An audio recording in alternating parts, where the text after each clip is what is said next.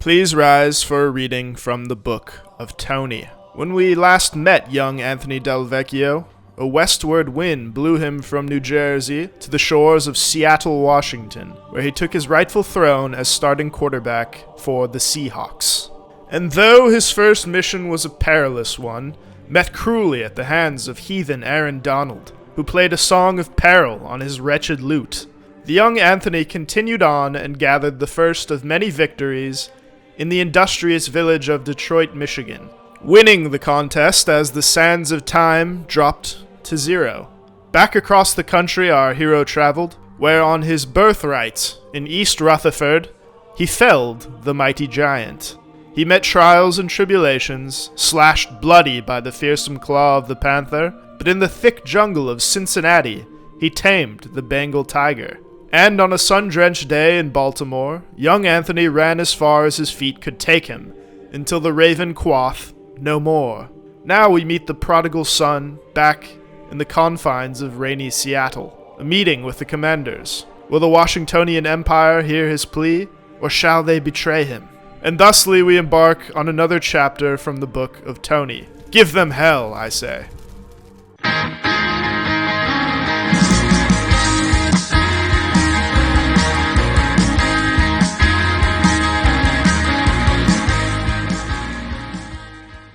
Against the commies, Tony is doing a little communism of his own by sharing the football with the other team. And like Josh Giddey, Chase Young is here to bring the thunder with a huge sack of Del Vecchio.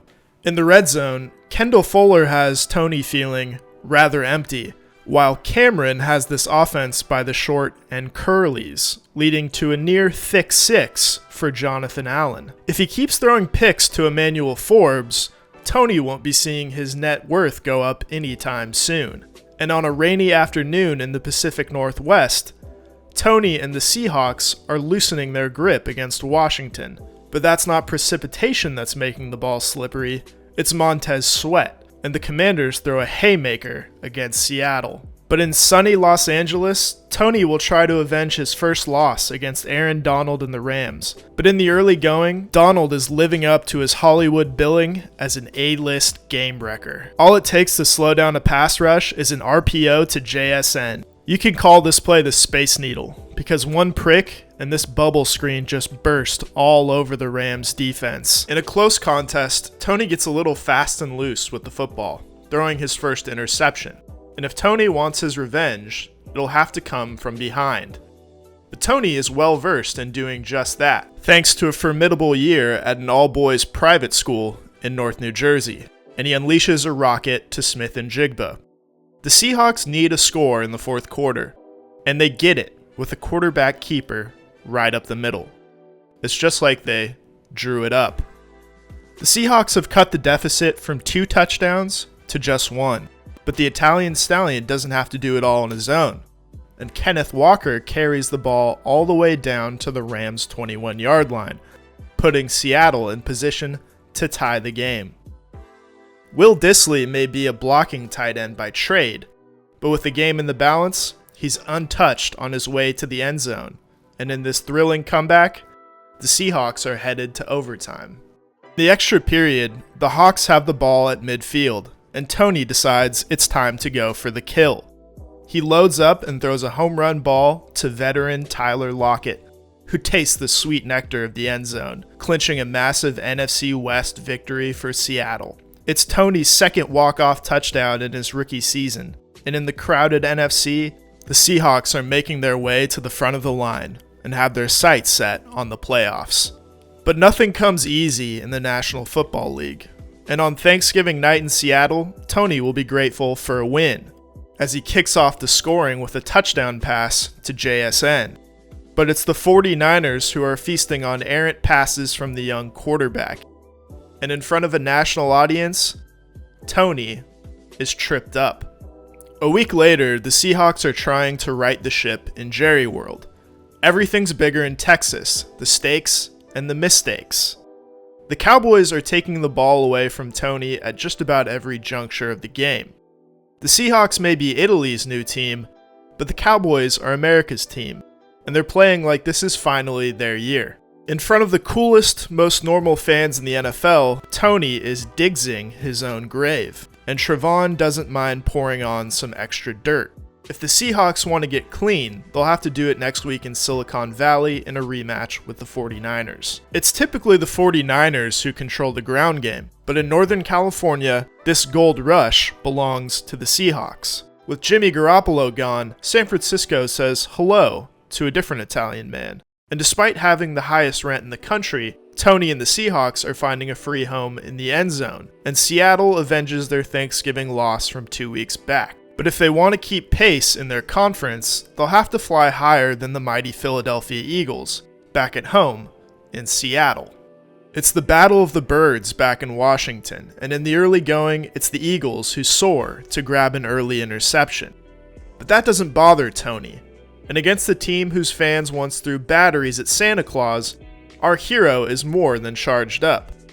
Philly may be close to New Jersey, but there's nothing neighborly about what Tony is doing to the Eagles' defense. Against the team who plays in the city of brotherly love, the Seahawks are fighting against the Eagles like Liam and Noel Gallagher.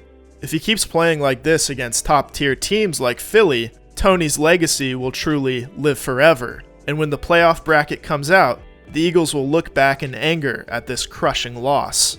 Del Vecchio truly can't miss in this game, and he's throwing jabs left and right like his name is Rocky. Sure, it might always be sunny in Philadelphia, but on this day in Seattle, Tony is raining points on the Birds' defense. And against the mighty Seahawks, there's simply no silver linings in this game for Philly. If the season ended today, which of course it does not, the Seahawks would be facing these same Eagles in the wild card round of the playoffs, albeit in Philadelphia. But if they want to avoid playing in front of a hostile crowd, they'll have to win out to end the season, and perhaps they have what it takes to do just that. The first step of the road to the playoffs comes in Tennessee, where Tony and his team are making sweet music against the Titans.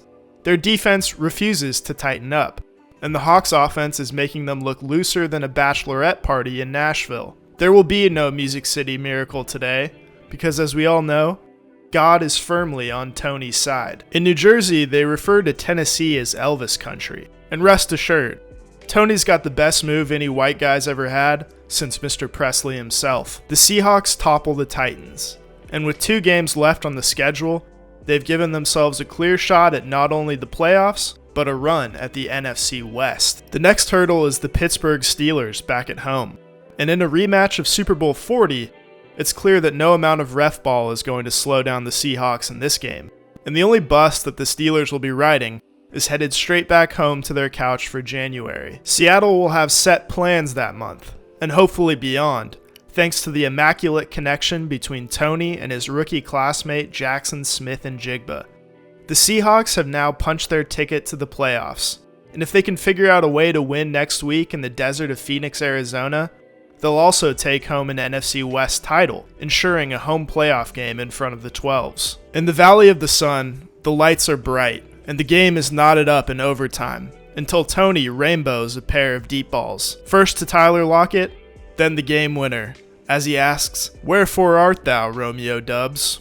Well, he's in the end zone, and the Seahawks are in the top spot of the NFC West to finish the regular season. Before the playoffs kick off, it's time for Tony to enjoy some hard-earned accolades. Tony has finished the season with an efficient 28 touchdowns and just 26 interceptions. He's rushed for over 1,000 yards and another 17 touchdowns on the ground, and his masterful work has been recognized, as the voters have named our Gabagool Gunslinger the Offensive Rookie of the Year. Did you really expect anything less? In the wild card round of the playoffs, Tony and the Seahawks will face off against fellow rookie quarterback Bryce Young and the Carolina Panthers, a team that defeated them earlier in the season. But since that fateful game, Tony has done a lot of growing up. He's matured as a player and a person. He's become smarter, and he's learned to use his legs as much as he does his arm. So can he keep it up in his first ever playoff game? Or will we have to say arrivederci to Tony's rookie season? After the Panthers score on the first possession of the game, the Hawks offense starts on a sour note when Tony throws an ill-advised pass that gets picked off by J.C. Horn. The Panthers have thrown a couple of early punches, but Jackson Smith-Njigba holds onto the ball even after taking it on the Jeremy chin. But Tony begins misfiring, and his laser arm looks like it belongs to a stormtrooper. Even if the pass is a little off, JSN reaches to the stars to pull it down. But on the dark side of the field, Tony tries to blast through the defense, but ends up putting the ball on the ground. A costly turnover for the Seahawks, who have yet to score in this game. They're trying to change that with this contested grab by Tyler Lockett, and the veteran pulls in the ball on the sideline. But on third down, J.C. Horn jumps in front of yet another pass, and this time, he makes his way all the way to the end zone, and the Panthers have a 3-touchdown lead before halftime. But in the second half, there's still time to get back into this game if Tony can trust his receivers. He finds Lockett in the middle of the field before threading the needle to Dubs in the end zone. But as Tony starts to deal, the Panthers are countering at every turn, and it's beginning to get late in Seattle. Tony has had an excellent rookie season, one for the ages, no doubt, but his late-game efforts in this one will be in vain. Early turnovers and long drives surrendered on defense are haunting the Seahawks in this game. And while the Italian Stallion is playing some of his best football in the second half of this one, I regret to inform you, dear viewer, that this will be the final ride of his rookie season in Seattle. As we close out the first chapter of the Book of Tony, remember that it's been an excellent year, all things considered. Fresh out of Rutgers, Tony Del Vecchio battled back from early struggles to win the NFC West, take home Rookie of the Year honors, and make every Italian American in the world proud. Thank you for riding with me while I've once again stirred that beautiful sauce.